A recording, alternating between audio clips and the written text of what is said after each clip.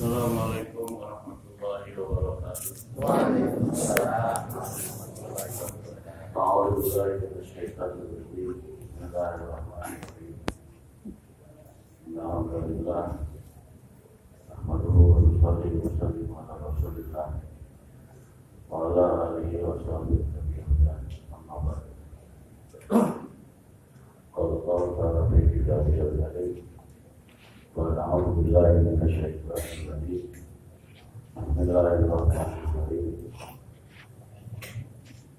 Fatahul aswabiran bercakap al-mu'min Qadana diyatahu khayran al-zaibah Wa diyatahu fadilahu bihasan Al-Qadri al-Hamdul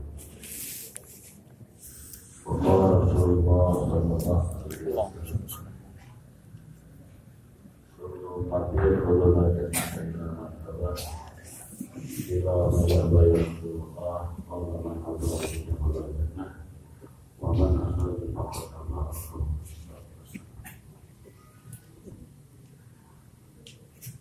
Bapak yang mulia, menurut satu riwayat Nabi Musa alaihissalam pernah minta kepada Allah dibuka hijab untuk ngobrol dengan Nabi Adam alaihissalam. Nabi Adam salah, dari Nabi Musa ini kami Musa bisa bicara langsung kepada Allah Subhanahu wa Ta'ala. Maka Nabi Musa juga diizinkan oleh Allah untuk bicara langsung kepada Nabi Adam. Maka dibukalah hijab oleh Allah Subhanahu wa Ta'ala. Nabi Musa orang yang terterakan, jadi saklek dulu. Maka begitu dibuka hijab oleh Allah, langsung Nabi Musa katakan, ya ada gara-gara kamu makan buah yang dilarang, kami susah sekarang hidupnya.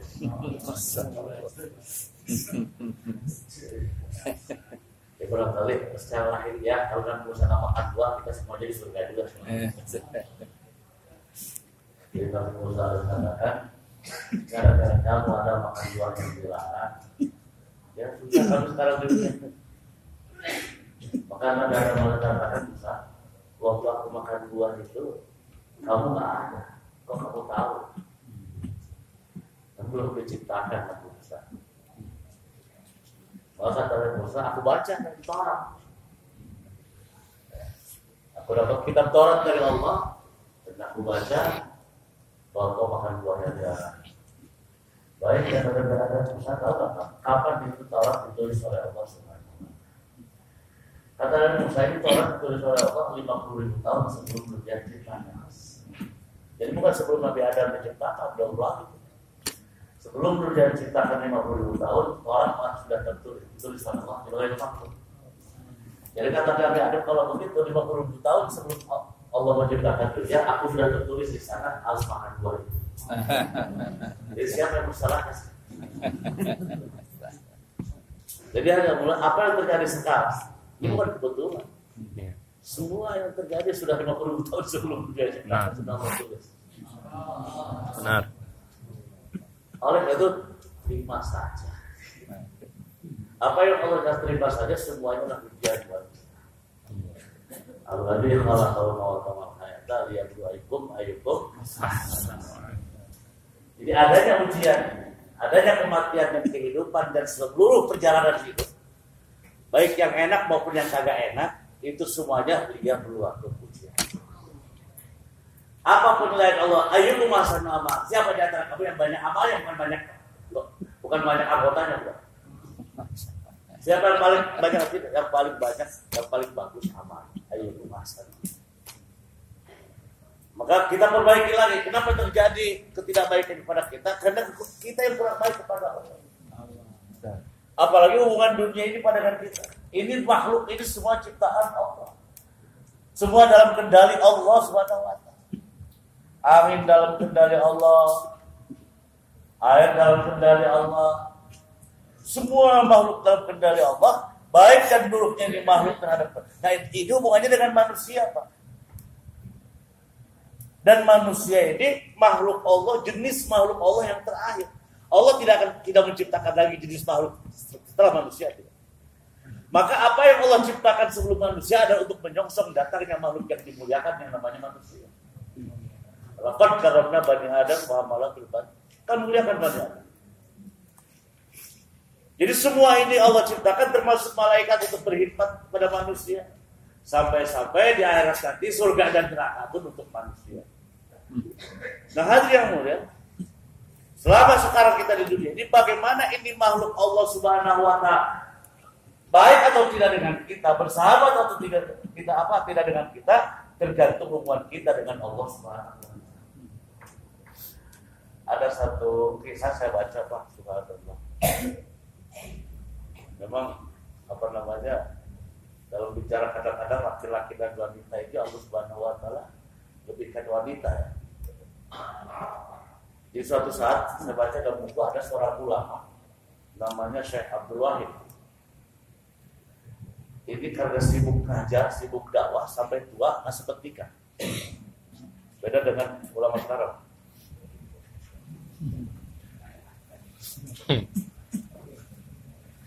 Sisi nggak sibuk ngajar, sibuk dakwah nggak sempat nikah sampai tua. Tapi kan dalam hati ada hubungan syahwat dengan nisa. Allah tanamkan dalam hati manusia ada kecintaan kepada wanita. Maka dia doa, kata dia suatu saat dia doa, ya Allah tunjukkan kepada saya siapa calon istri saya di surga. Jadi nggak tanggung-tanggung doanya, minta diperlihatkan siapa calon istri saya di surga. Itu malam itu datang alamat katanya bahwa calon kamu, ibarat kita calon istrimu di surga itu si Fulana. Mungkin rumahnya di Paru kan. Hari yang mulia, jelas namanya kampungnya. Maka pagi-pagi dia setelah selesai ngajar berangkat menuju kampung yang ada dalam alamat tadi. Maksudnya mau ta'aruf gitu. Sampai di kampung dia tanya sama Pak, kenal nggak yang namanya Sepulana? Saya lupa namanya, sebutkan kalau kita saya keluarin aja. Pak, kenal nggak namanya Sepulana? Itu orang yang ditanya jawab, si perempuan gila itu Azul. Dia bilang apa gimana calon istri saya di surga tapi gila. Tapi dia bilang lagi membala kambing di satu bukit. Perempuan gila membala kambing. Tanya sama yang lain jawabannya sama. Sampai beberapa kali saja sama jawabannya. Penasaran datanglah ke bukit tersebut. Dia ada bukit agak tinggi. Dia lihat betul ada wanita bajunya cumbang-camping. Lusuh, penuh dengan debu, tapi sedang sholat di atas batu. Dan di sekelilingnya ada kambing-kambing yang sedang digembalakan, dijaga oleh serigala. Ta'ajub ini sih, ulama tadi ta'ajub, tapi takut mengganggu, maka duduklah di bawah. Kalau sudah sholat baru dia mau ta'aruf. Begitu duduk, subhanallah Bapak. Kemudian beres itu si wanita sholat sunnah. Apa dia bilang? Hei Wahid, kenapa kau datang kemari? Kau ikuti nafsumu. Pertemuan kita bukan di dunia, nanti di surga. Ini subhanallah itu. Haji. Barangkali kau masak ini, mau malam. Dia bilang, kenapa kau ikuti nafsumu? Kau ikuti nafsumu datang kemari. Pertemuan kita bukan di dunia, nanti di surga. Pergi sana gitu. Pergi. Kata Syekh Abdul Wahid, baik saya mau pergi, tapi saya mau tanya dulu. Bagaimana kau kenal saya? Tidak pernah jumpa, tidak pernah SMS atau di WA.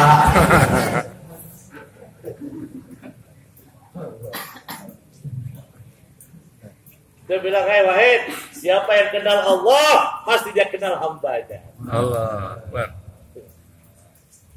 Baik, satu lagi saya tanya. Bagaimana itu kambing-kambing bisa digembala oleh serigala? Abah bilang, hey Wahid, siapa yang bersahabat dengan Allah, pasti semua makhluk akan bersahabat dengan Allah. Kenapa hanya ini makhluk tidak bersahabat dengan manusia? Karena kita tidak bersahabat dengan Allah SWT. Tidak bersahabat. Tandanya bersahabat akan dekat terus dengan Allah.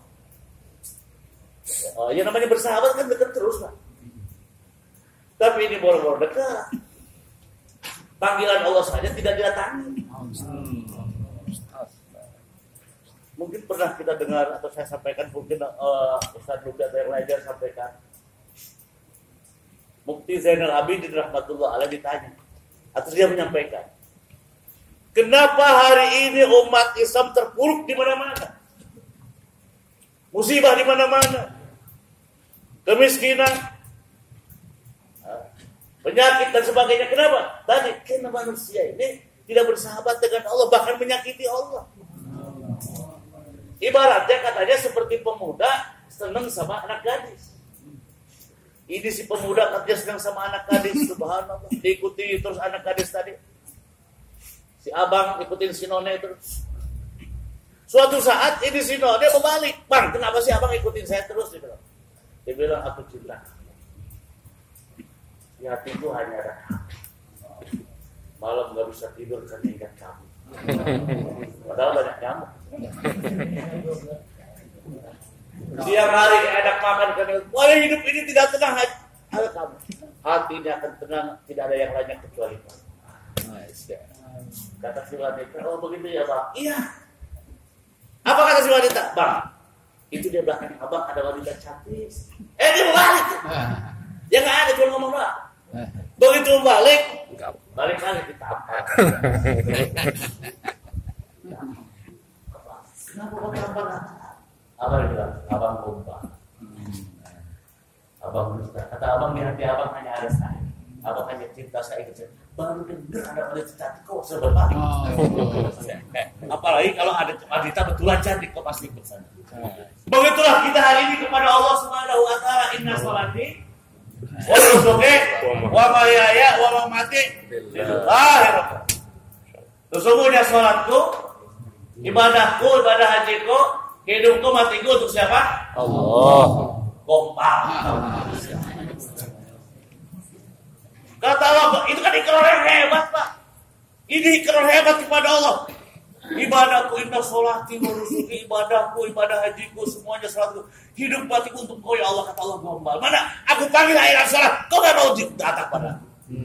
Kau berpaling ke tokomu, kau berpaling di kebunmu, kau berpaling kepada yang lainnya. Kenapa kau mau datang pada panggilanku? Maka kalau katakan gombal, maka hari ini umat Islam ditampar. Jadi gimana caranya supaya Allah bersahabat dengan kita? Senangkan Allah. Senangkan Allah dengan apa? Bawa umat ini kepada Allah Subhanahu wa taala. Hari yang mulia, kita sering dalam surat Fatihah baca ihdinas siratal mustaqim sampai 17 kali wajib kita baca, minta kepada Allah supaya ditentukan jalan yang lurus. Siratal ladzina an'amta 'alaihim ghairil maghdubi 'alaihim waladdallin. Berarti sirat ini ada 3, Pak. Pertama sirat mustaqim. Yang kedua siratal maghdub 'alaihim. Yang ketiga siratal dhalin. Nah, kalau siratal mustaqim ini jadi apa itu sirat? Jalan itu apa? Kalau melihat kepada ini, jalan adalah di sini konsep hidup seperti inilah. Ada konsep hidup yang lurus, itulah konsep hidupnya para nabi dan rasul. Siratal ladzina an'amta 'alaihim, yaitu perjalanan hidupnya orang-orang yang telah Allah beri nikmat. Siapa? Para nabi, syuhada, sholihin dan siddiqin. 4. Jadi sirat ini konsep hidupnya nabi. Jalan yang lurus adalah jalannya nabi. Lalu apa jalan nabi? Oh jelas kali ya. Qul hadhihi sabili ad'u ilallah. Katakan Muhammad, ini jalanku. Apa jalanku? Ad'u ilallah. Ajak manusia kepada Allah. Jangan ajak manusia kepada dirimu. Jadi ucapan la ilaha illallah, nafikan selain Allah, termasuk diri kita nafikan. Tidak bangga pada diri kita, tidak ada apa-apanya. Tidak punya apa-apa dan tidak ada punya apa-apa. Tidak punya apa-apa dan tidak ada apa-apanya. Jadi nafikan. Siapa yang mengucapkan la ilaha illallah tapi dia tidak menafikan dirinya, maka berarti la ilaha illallahnya belum tepat. Jangan-jangan masih musyrik. Naudzubillah. Sebagaimana siapa? Samud mengatakan man asyaddu minna quwwah. Siapa yang disebut dari saya? Ad'u ilallah, ajak manusia kepada Allah. Kenalkan Allah kepada manusia. Ini tugas Nabi dan Rasul, mengenalkan umat kepada, bawa umat ini kepada Allah Subhanahu wa taala. Tidak dibawa kepada golongan, tidak dibawa kepada pribadi, tidak dibawa kepada, tidak pada siapa-siapa. tapi bawa umat ini kepada Allah Subhanahu wa taala. Siapa yang membawa umat ini kepada Allah dan Rasulnya, maka Allah akan berikan dia hidayah jalan kepada Allah. Hari yang mulia, dalam rumah tangga juga sama. Bawa keluarga, pertama keluarga bawa kepada Allah. Kenalkan istri kepada Allah, anak kepada Allah. Ini kadang-kadang istri kenalkan buka mall, kenalkan di sana buka mall. Tapi kepada Allah belum pernah. Ada satu pengalaman Pak, saya tinggal di Ciputat dekat komplek Pertamina. Ini kadang-kadang dalam rumah tangga ada bawa kepada saya. Jadi ada yang kerja, ini masih tahun 90-an Pak kali itu. Dia nurut sama saya, Ustaz, saya ini punya anak ini boros. Kuliah di Bandung bawa uang 500.000 seminggu udah habis. Waktu itu dolar berarti sekitar 2.500. Berarti 500 dolar, anggaplah $200. Sekarang ini $200 berapa?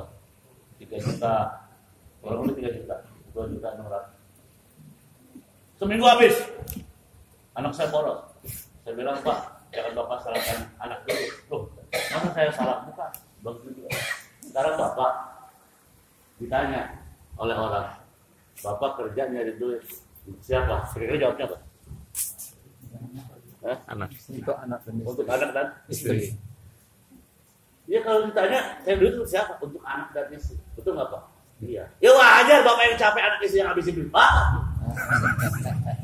Allah tahu hati kita Pak. Apa niatan kita semuanya? Innamal a'malu binniyat itu bukan hanya ibadah. Apa yang kita kerjakan? Contoh Pak. Apa yang kita niatkan dari rumah keluar mau apa? Itu yang kita dapatkan. Bapak keluar dari rumah niat mau beli cabai, pulang bawa cabai. Dari rumah keluar mau beli gado-gado, pasti bawa gado-gado. Dan itu pun akan dimanfaatkan oleh keluarga. Sekarang niat keluar rumah cari duit untuk anak-anak istri. Ya udah, nggak apa-apa. Bapak yang capek, anak istri yang habisin duit Bapak. Ya juga ya. Jadi robah niatnya. Apa niatnya? Niat melaksanakan perintah Allah untuk memelihara keluarga. Semuanya perintah Allah, usaha perintah Allah, kasab dagang perintah Allah, tadi perintah Allah, asbab perintah Allah. Nah, sebenarnya hari yang mulia, yang paling utama adalah ini asbab itu sebenarnya bukan pokok. Yang pokok kembali kepada keyakinan kepada Allah Subhanahu wa taala. Maka semua nabi dan rasul disampaikan apa tentang la ilaha illallah. Wa ma arsalna min qablika mir rasulin illa nuhi ilaihi annahu la ilaha illa ana fa'budun. Tidak kami utus seorang rasul pun sebelum engkau Muhammad melainkan kami wahyukan kepadanya la ilaha illa ana la ilaha illallah. Jadi semua nabi dan rasul pertama yang disampaikan la ilaha illallah. Maksudnya apa? Bagaimana dalam hati ini hanya ada kebesaran Allah. Hanya yakin kepada Allah. Lalu kenapa asbab? Itu pun perintah Allah. Jangan yakin kepada asbab. Dan rezeki Pak tidak ada hubungannya dengan asbab. Contoh, ketika Ibrahim alaihissalam menempatkan Siti Hajar alaihissalam dengan Ismail alaihissalam di Ka'bah, tidak ada apa-apa. Jangankan rumah, pohon aja tidak ada. Apalagi warung. Tidak ada. Subhanallah, tinggalkan oleh Ibrahim alaihissalam. Subhanallah, Siti Hajar setelah ditinggalkan oleh Ibrahim alaihissalam, Ismail menangis. Mungkin sudah 1 hari, 2 hari, beberapa hari, air habis, air si pun habis, kalang kabut Siti Hajar. Padahal ketika ditinggal pergi, dia sadar bahwa itu perintah Allah. Yakin kepada Allah tidak akan disia-siakan. Tapi ketika datang kasus, kelabakan Siti Hajar. Naik ke Gunung Sopa, cari air, nggak ketemu. Barangkali ada kafilah yang lewat atau ada kampung, tidak. Marwah mundar-mandir 7 balikan, nggak ketemu juga air. Maka setelah itu dia pasrahkan kepada Allah. Tawakal pun ibarat bahasa kita, terserah Allah lah, mati-mati itu anak bahasa kita. Bukan putus asa, cari air nggak ada, bukan putus asa. Ya. Tapi ini tawakal, pasrah pada Allah. Nah, hari yang mulia, ketika tawakal kepada Allah full, dia turun tidak ada asbab lagi, Allah keluarkan air. Dan itu air bukan antara Safa dan Marwah. Kalau rizki itu ada hubungan dengan asbab, pasti Allah keluarkan antara Safa dan Marwah. Tapi Allah keluarkan di kaki Ismail. Tahun 90 saya pergi haji Pak, itu sumur Zam-Zam masih dibuka. Masuk ke dalam lihat sumurnya, betul dekat Ka'bah sumurnya tuh Pak. Dekat Ka'bah, dekat tempat Ismail. Ini untuk menunjukkan bahwa rizki tidak ada hubungannya dengan asbab. Kenapa itu berasbab? Perintah. Termasuk pekerjaan Pak. Pekerjaan sudah Allah tetapkan. Maka orang bekerja tidak seharus sesuai dengan disiplin ilmu yang dia pelajari. Ada orang kuliahnya ilmu hukum, tapi jadi pedagang. Kuliahnya insinyur pertanian, tapi dia tidak jadi petani. Ada banyak. Kenapa? Karena masalah pekerjaan sudah utama. Kenapa belajar? Melaksanakan perintah. Itu. Tidak ada yang lain. Perintah kembalikan kepada Allah Subhanahu wa Ta'ala. Hanya mudah. Nah ini Siti Hajar tadi keluar air di dekat kakinya Nabi Ismail. Ada lagi yang mengatakan begini Pak, seorang ustaz mengatakan, makanya kita wajib usaha. Lihat aja Siti Hajar. Allah keluarkan air setelah ada usaha. Bukan itu kata ulama. Selama orang bersandar kepada asbab, maka dia Allah tidak akan tolong.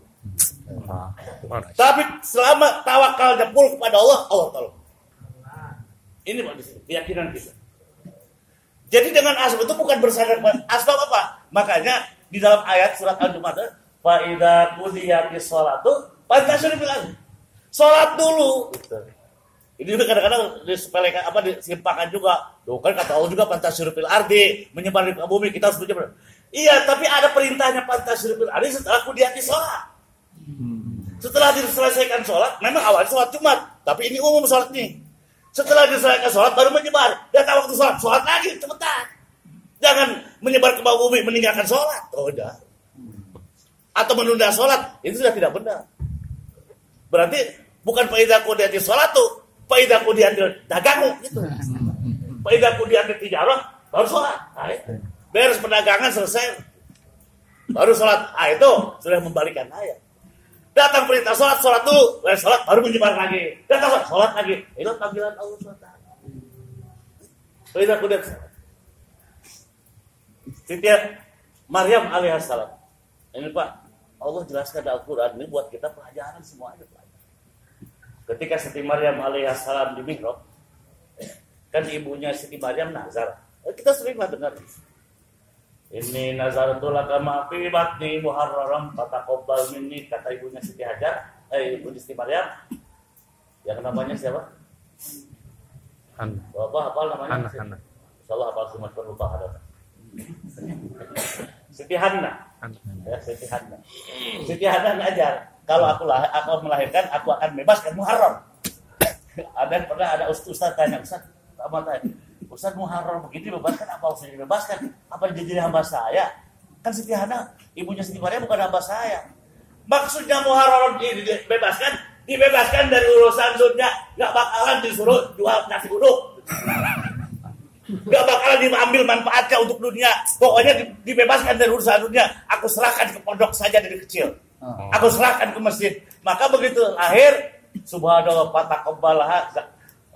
fataqabbala biqabulin hasanin. Allah terima itu nazarnya secara biqabulin hasanin, dengan penerimaan yang baik. Tandanya katanya diterima oleh orang baik. Ini perkembangan Siti Maryam beda dengan manusia lain. 1 hari sama dengan 1 tahun. Bahkan 7 hari sampai dengan 7 tahun. Berarti besar.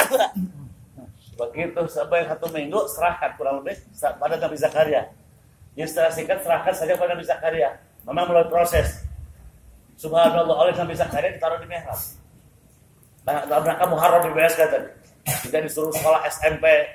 Kalau sudah SMP, SMA kan dapat ijazah nanti. Udah dapat ijazah, dapat kerja di mall bensin. Pak, kalau Mas Santri ngapal Quran, 6 tahun hafal Quran. Kira-kira itu yang hafal Quran suruh di mall, bensin atau suruh di masjid? 6 tahun anak Mas Santri ngapal Quran. Sebenarnya hafal Quran katanya 3 tahun sudah cukup. 3 tahun Al-Quran hafal, 1 tahun mengulang, 2 tahun kitab. Insya Allah anak dimuliakan oleh Allah, nggak mungkin suruh di pom bensin. Dan kita akan muliakan semua orang. Tapi kalau SMP SMA saja, tidak Mas Santri dapat ijazah SMA, kira-kira apa di mall?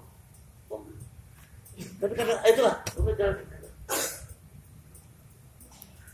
Maka Siti Maryam ditaruh di mihrab. Ini di mihrab, tidak bisa lewat ke mihrab kecuali lewat Nabi Zakaria kamarnya. Tapi ajib, apa kata Allah? Kullama dakhalaha Zakaria al-mihrab wajada indaha rizqa. Kata-katanya kullama, setiap kali. Berarti bukan satu kali, dua kali. Setiap kali. Setiap kali Nabi Zakaria datang ke kamar Siti Maryam mau mengajarin agama, wajada indaha rizqa, ada rezeki. Sampai-sampai Nabi Zakaria anak laki-laki dari mana? Buat. Subhanallah, Pak. Allah sudah buktikan kepada Siti Maryam, Allah mampu memberikan rezeki tanpa asbab. Wa min indillah, innallaha yarzuqu man yasha'u bighairi hisab. Kata Siti Maryam, itu dari Allah. Dan Allah mampu kasih rezeki tanpa asbab. Allah. Jadi ini bukan satu kali, dua kali, sering. Nabi Siti Maryam yakin Allah mampu dan dengan fakta mampu Allah kasih rezeki tanpa asbab. Ketika keyakinan dan full Siti Maryam, tawakalnya full kepada Allah Subhanahu wa taala, ketika di mihrab, Nabi Siti Maryam tidak ada pikiran. Nanti kalau sudah dewasa, sudah dapat ilmu, saya mau jadi cari duit, jual nasi uduk, jual pempek, enggak ada. Enggak ada pikiran seperti itu Siti Maryam. Pikiran dia apa? Tugas saya belajar. Tugas saya ngurusin Baitul Maqdis. Kalau orang sholat dia di kamar, kalau orang pergi baru dia bersihkan. Tugas saya hanya ini. Ketika, jadi dia tidak pikirkan besok makan atau tidak, ada pikiran. Full tawakal kepada Allah. Ketika tawakalnya full kepada Allah, langsung rezeki Allah turunkan dari langit. Tapi ketika tawakalnya melemah kepada Allah, subhanallah, Allah capekkan. Siti Maryam katanya mau ke belakang, ingin dua, mau buang air besar. Memang dari kita juga sama dulu. Kalau ingin buang air besar, dulu ke kebon gali. Arab juga orang-orang begitu. Siti Maryam ke belakang, ingin buang air besar. Mulai, subhanallah, datang di kebun belakang ada laki-laki. Bapak dia bilang, kalau kamu beriman takutlah pada Allah, jangan kau ganggu aku. Oh tidak, kata orang tadi. Rupanya malaikat Jibril, aku ini malaikat. Allah akan memberi kamu, mengembirakanmu dengan seorang anak. Siti Maryam sudah pengalaman berkali-kali Allah kasih rezeki tanpa asbab. Sekarang Allah mau kasih anak tanpa asbab. Sama aja dengan kasih rezeki tanpa asbab. Sekarang kasih anak tanpa asbab. Ketika dia dikasih rezeki tanpa asbab, dia terima. Tapi ketika mau dikasih anak tanpa asbab, dia tanya, loh, anak, bagaimana saya punya anak? Lam yamsasni basar walam aku bagia. Bagaimana saya punya anak? Tidak pernah disentuh orang perempuan, laki-laki, tidak punya suami. Ngetem di pinggir jalan. Gimana saya punya anak? Jadi ini berarti kok masih bertanya-tanya? Padahal Allah sudah buktikan kekuasaan Allah kasih rezeki tanpa asbab. Oh, kata malaikat Jibril itu wahai kata Allah mudah. Langsung oleh malaikat Jibril ditiup lengan baju. Ditiup langsung besar. Nah, Siti Maryam malu betul pada manusia. Gimana kalau saya kembali ke mihrab tadi, keluar betul, gimana kata Nabi Zakaria? Bagaimana kata Ustadz? Bagaimana kata jamaah? Oh malu, saking malu, dia pergi. Waktu dulu saya pikir perginya nggak jauh, rupanya jauh Pak. Kemana? Ke Mesir. Dari Palestina ke Mesir pergi. Supaya kenapa? Di Mesir kan orang kenal. Sampai di Mesir, subhanallah, di bawah pohon korma, dia masih merenungi nasibnya, masih merasa malu pada Mesir. Bukan putus asa, tapi menyesali dirinya. Bukan putus asa. Apa dia bilang? Ya laitani mitlu qabla hadza wa kuntu nasyan mansiya. Aduh, kenapa aku tidak dimatikan saja dahulu sehingga aku menjadi manusia yang dilupa. Tetap masih merasa malu pada manusia. Mestinya dia tidak merasa malu. Kenapa? Allah sudah buktikan kuasanya. Dan masih merasa malu. Datanglah malaikat Jibril. Apa kata Jibril? Maryam, jangan sedih, jangan takut. Allah muliakan kamu. Kamu akan melahirkan di sini. Dan kalau kamu mau mandi, mandilah samping. Begitu dilihat samping, ada sungai mengalir, Pak. Tadinya nggak ada. Sungai air jernih putih mengalir. Kalau kamu haus, minum. Dan kalau kamu lapar, goyangkan perut. Wa khuzi ilaika bijiz'in nakhlati tusakit alaiha rutaban janiyah. Kata malaikat Jibril, Maryam, kalau kamu lapar, goyangkan pohon korma, nanti Allah akan jatuhkan buah-buah korma. Pak, buah korma itu kan kelapa sawit ya. Goyangin pohon. Main ceret bisa. turun bro jadinya.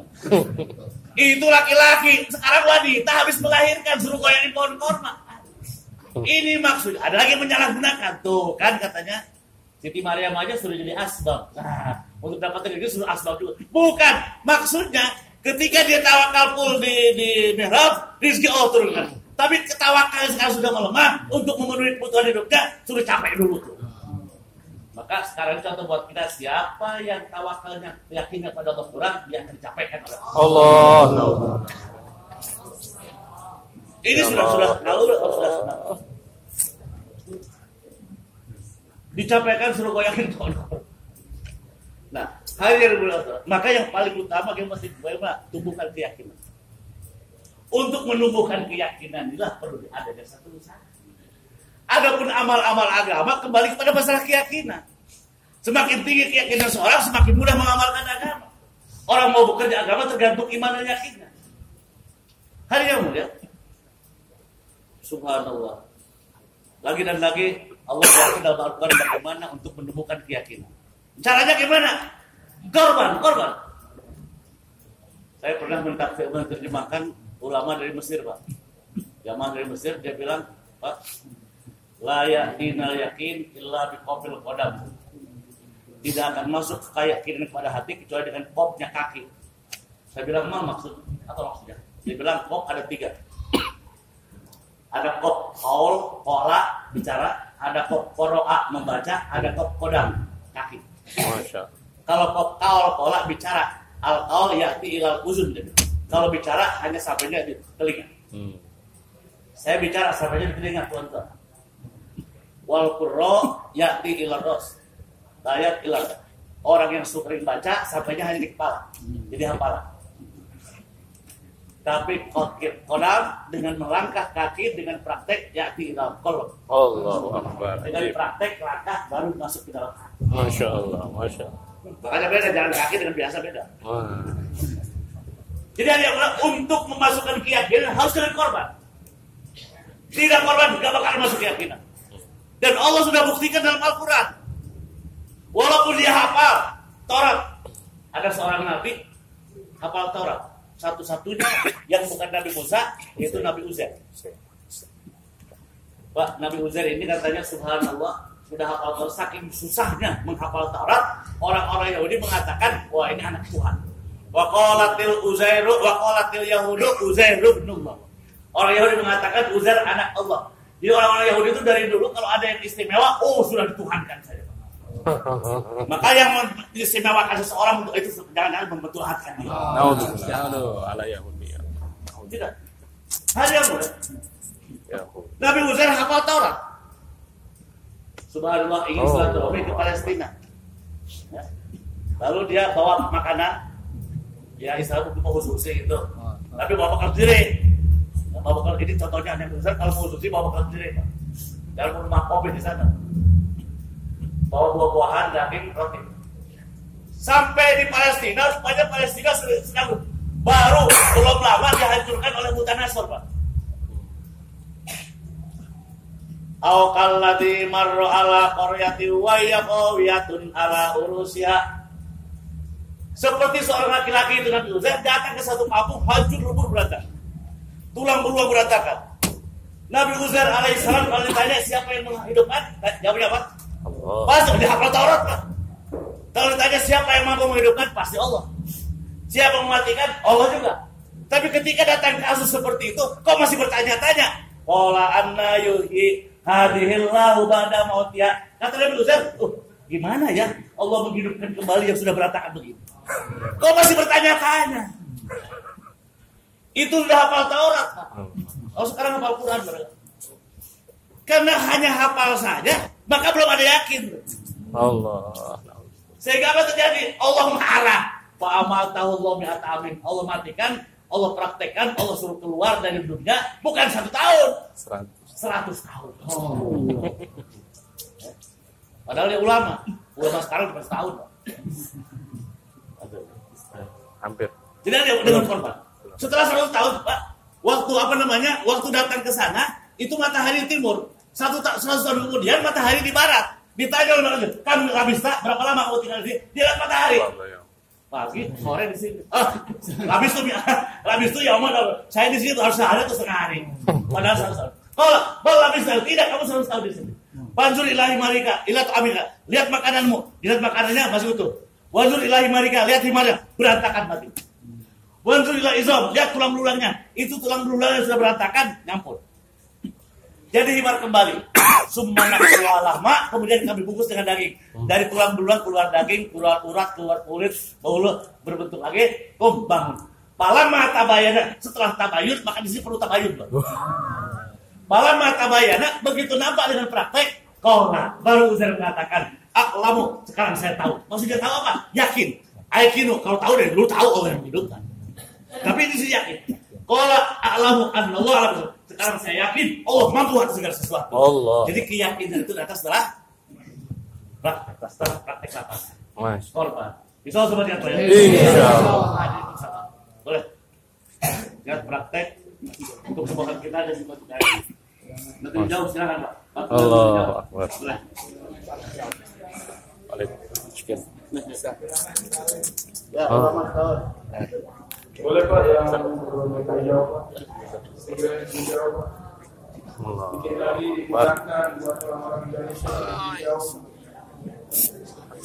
Ya. Yang IPB Pak, yang IPB.